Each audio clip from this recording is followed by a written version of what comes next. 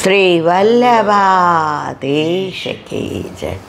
ગિરિરાજ ધર શ્યામ સુંદર શ્રી અમને મહારાણી કી જય. શ્રી ગુસાઈજી પરમ દયાળ કી. શ્રી ગોકુલનાથ કી જય. દાવ દયાળ કી જય. શ્રી નવનેપ્રિયા લાલ કી. अपने माथे विराजता सेव्य स्वरूप की बधाई वैष्णव ने जाजा करे. जय श्री कृष्ण. ग्रीष्म ऋतु હવે ઠાકોરજીને શીતળ જ બધી વસ્તુ આવશે, બધા પણા આવશે અને શીતળ સામગ્રી, પછી પંખા, પછી ખસની ટટીઓ, પછી ગુલાબજળનો છંટકાવ અને અખાત્રીથી ચંદન આવશે. પ્રભુના તત્સુખનો વિચાર પુષ્ટિ માર્ગમાં જે કરવામાં આવ્યો છે એવું ક્યાંય નથી કરવામાં આવ્યો. કારણ આપણે અને આપણા ગુરુ માનીએ છીએ નહીં, હકીકત છે કે ઠાકોરજી સાક્ષાત છે ને છે જ, એમાં કોઈ શંકાને સ્થાન નથી. અત્યારે પેલા વૈષ્ણવ આવ્યા હતા તુલસીજી લેવા. એણે શું કીધું કે આજે એલાબેન હું ને મારી વહુ 2 જણા તુલસીજી હાથમાં લીધા. એટલે પછી ઠાકોરજી એટલા સુંદર લાગ્યા. એક મિનિટ. તો તુલસીજી લેવા આવ્યા હતા કાલ માટે. એ આગલા દિવસે લઈ જાય એટલે, કારણ કે મેં કીધું આવો મિશ્રી દીદી. મને કે આ લાલો તો ખરેખર ઓ લાલો જ. મેં કીધું શું થયું મારા વાલા? એ કે પ્રગટ કરે રસ જાય, પણ તમે મારા અંતરંગ સખી છો એટલે મારે તમને કહેવું જ. મેં શું?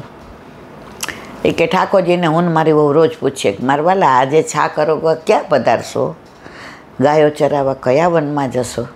તો આ તો એટલા સુંદર લાગતા હતા, આપણી જ નજર પડે, દીઠો ના કર્યા, પ્રભુની સામું મંદ મંદ મુસ્કાતા હતા. એટલે મેં કીધું કે આજ પૂછી જોઈએ, ચાલ આપણે 2 જુદું જુદું. તું મને કે તે ક્યાં ધાર્યું ને હું તને કહું કે મેં ક્યાં ધાર્યું. તો કે મમ્મી આ તો ક્યાંક રાધાજીની સાથે વિહાર કરતા હોય ને, મોર હોય ને. મેં કીધું મોર બધા કળા કરતા હોય ને, આજુબાજુ ગાયો હોય ને. પછી મેં કીધું એવું તો સોનેરાની કદમખંડી છે. એ કે મારા મનમાં એ જ આવ્યું, સોનેરાની કદમખંડી. 2 ક્યારે બોલ્યા ઈલાબેન. એ કે તો મારી ઓની આંખમાં પાણી આવી ગયા કે મમ્મી તમે પહેલાં કહેતા હતા કે ઠાકોરજી સાક્ષાત છે, કે આ કાંઈ મૂર્તિ નથી. તો મને લગ્ન થયા ત્યારે એવું થતું હતું કે મારા સાસુ જરા વધુ પડતા એમ વેવલા છે એમ. એ કે સાચું મારી બહુ એટલી સારી છે લાબેન, બધું સાચું કહી દીધું. પણ જેમ જેમ પ્રભુમાં હું વડોળતા થઈ ગયું, મને ખેંચતા ગયા, ત્યારે મને એવું લાગ્યું કે દુનિયા માટે હું વેવલી છું. મારા સાસુ તો એકદમ બરાબર છે કે આજે અમને બધાને દ્રઢ કરી દીધા. તો આજે કે મારી વહુ આમ તો કાઇનેટિક લઈને આવે લેવા તુલસીજી, પણ મેં કીધું ના, તો હું ઈલાબેનની પાસે જઈશ ને વાત કરીશ કે ઠાકોરજી સાક્ષાત છે ને છે જ. એટલે મેં તો આજ વાત તમારા ઠાકોરજી સોનેરાની કદમખંડીમાં. મને કે આ કેટલા બધા મોર ને બધા એ કે ટેવકા કરતા હોય ને, ટેવું બોલતા હોય ને, કળા કરતા હોય ને, એના મોર પીછની આમ કુંજ બનાવી હોય. કારણ કે અત્યારે કુંજના કીર્તન આવે ને, ચલો સખી દેખ ન કુંજ કુટી. મેં કીધું હા. તો મને કે એ પીછવા કળા કરતાં કરતાં એને કુંજ બનાવે અને કુંજની અંદર ઠાકોરજીને સામને જે આરોગે અને ગાયો દૂર દૂર વિશ્રામ કરે અને પ્રભુને શ્રમ ન પડે એટલે ભાંભરે નહીં, એક બાજુ બેસી જાય અને ગાયો ધ્યાન રાખે કે અમે ઉઠવા જઈએ તો ધૂળ ઉડે નહીં, ક્યાંક એ ધૂળ અમારા પ્રભુ અરોગતા હોય ને ત્યાં જઈને પડે. મેં કીધું હું તમને વંદન કરું છું મારા વાલા, તમારો આવો બધો ભાવ. અમે હજી બધા મેં કીધું એ કક્ષાએ નથી પહોંચ્યા, પણ મને આનંદ એ વાતનો છે કે આવા ભગવદીઓ મને મળ્યા. તો એ ભગવદીઓ દ્વારા ભગવાન મળે, ભગવાન દ્વારા ભગવાન ન મળે. મને તો હે વલ્લભ આવા ભગવદીઓનો સંગ કરાવજે, મને ક્યાંય દુસંગમાં નાખીશ નહીં. દુસંગ હોય તો મને અસંગ રાખજે, પણ મને ક્યાંય દુસંગમાં જવા દઈશ નહીં. અત્યારે જો હમણાં જ સાક્ષાત હવે ભાણેજો બોમ્બેમાં જૈન વાણિયા એની ખાસ ફ્રેન્ડને મળવા ગઈ, તો એ વૈષ્ણવ ખાસ ફ્રેન્ડ એની. તો બે વાતો કરતા હતા રૂમમાં. તો એના સાસુ ટીવીમાં આપણો સત્સંગ સાંભળતા હશે. તો એ સાંભળતા કે આ તો મારા મામી છે. એ કે શું તારા મામી, તમે તો જૈન છો ને આ તો એ કે ઈલાબેન છે, આ તો વૈષ્ણવ છે, એ આ બધું મારા સાસુને અમે બધા એનું જ સાંભળીએ છીએ. કે અરે મારા મામી છે, હું કહું છું ને. એ કે ભાઈ બેસો, તારા મામી ક્યાંથી હોય, તમે જઈને આ તારા મામી. એ કે ના કૂદકો મારીને બહાર આવે. તો હા મારા મામી છે. એ કે તો ઓલા બેન તો અમે એને ભેટી પડ્યા. એ કે મારા મામી વૈષ્ણવ અને મારા મામા જૈન, પણ મારા મામા એ પ્યોર વૈષ્ણવ થઈ ગયા. નથી દેરાસર જોયો એમણે, કે નથી એમણે અપાસરો જોયો, નાસ્તિક હતા, ક્યાંય જતા જ નહોતા. અને મામીનો એવો સંગ લાગી ગયો, રંગ લાગી ગયો કે મામા અત્યારે આ બધું ઉતારે વિડીયોને બધું, પછી એ બધાને મોકલે. અને મામા સારું સારું ગોતી ફોટા પાડીને બધાને મોકલે. મારા મામા તો બહુ જ ભગવતીય છે. તો કે અમને વાત કરાવીશ તારા મામા ને મામી સાથે. તો ત્યાંથી વિડીયો કોલ આવ્યો. મામી જુઓ હું ક્યાં આવી છું. મેં તો હા મારા દીકરા તો અમેરિકા કઈ 25 જવાની. મને કે હા એટલે તો તમને વહેલા મળી ગઈ. મેં કીધું તો આવતી રહે. મને કે ના જુઓ આ મારી ફ્રેન્ડ છે ખાસ, એના સાસુ તમારું સાંભળે છે અને વિડીયોને બધું બતાવ્યું. મેં કીધું જો બેટા બધી વલ્લભની કૃપા. એ કે એ લોકો કે તમે જઈને ના તારા મામી ક્યાંથી વૈષ્ણવ હોય ને ક્યાંથી આવું બોલે. તો કે મારા મામી તો બેઝિકલી લગ્ન કર્યા વૈષ્ણવ જ છે, પણ મારા મામાને વૈષ્ણવ બનાવી દીધા. અને અમે બધા જય શ્રી કૃષ્ણ કરતા થઈ ગયા. મામીનો ફોન આવે કે મામીને ફોન કરીએ એટલે જય શ્રી કૃષ્ણ જ બોલીએ. હવે અમને રંગ લગાડ્યો જ કાનોડાએ. કે મેં તો બસ તું જ સંગ કોઈ વૈષ્ણવ થાય તો તું વૈષ્ણવ સાચો, તારા સંગનો રંગ ન લાગે ત્યાં સુધી તું કાચો. તો હવે એક નાની વાત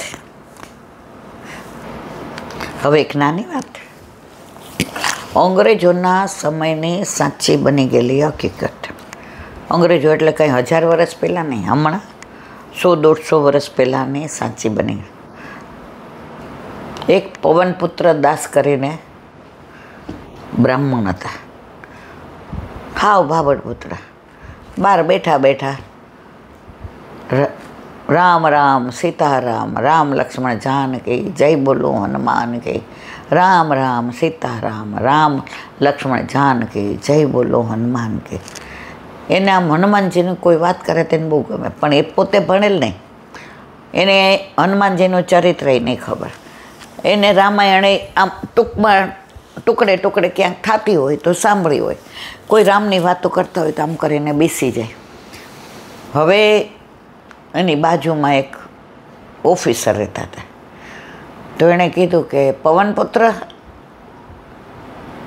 પવનપુત્ર દાસ છે, નોકરી કરવી છે. હું તો ભણેલો નથી, મને તો અંગૂઠો મારતા આવડે.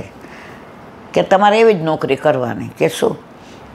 તો કે તમારે વોચમેન બનવું છે. કે પણ મને ક્યાં બંદૂક ચલાવતા આવડે છે. એ કે કાંઈ નહીં, દંડો લઈને બેસી રહેવાનું. અમારા ઓફિસરો હોય ને એના ઘરની તમારે પેલી કરવાની. તો કે તમારા ઓફિસરો? એ કે અંગ્રેજી. તો અંગ્રેજો મને કાંઈ કહે તો મને તો સમજાય નહીં. તો અરે તારે ક્યાં સમજવાનું છે? હું ઓળખાણ કરાવી દઈશ કે આના બંગલા ઉપર તમારે બેસવાનું ને એક દિવસે રાતની ડ્યુટી અને એક દિવસ દિવસની ડ્યુટી.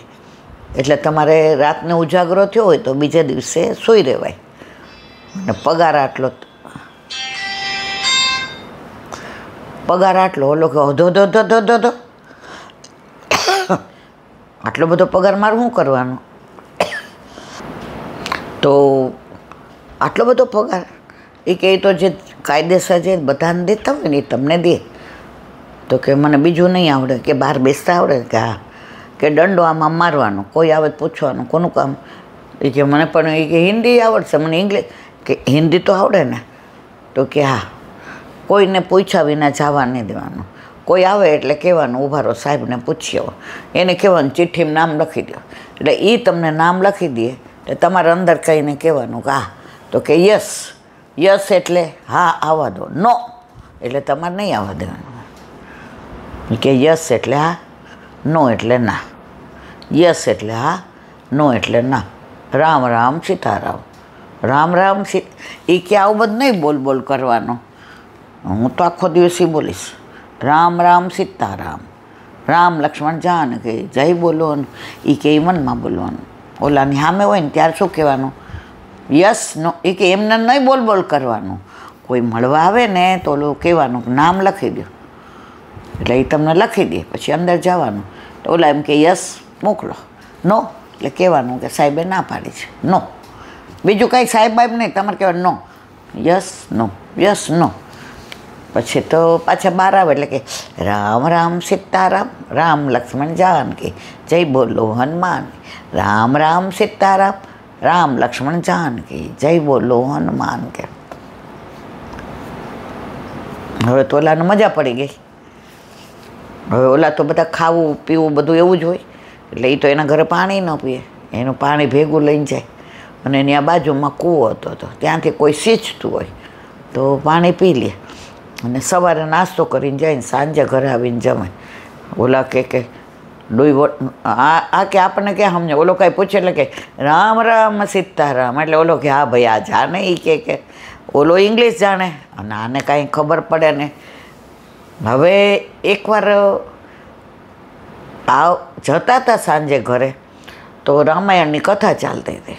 તો એમાં હનુમાનજી જે સીતાજીને માટે ગયા ને એમ કે અશોક વાટિકામાં ગયા ને રામની અંગૂઠી ને એ લીલામાં એવા તન્મય થઈ ગયા.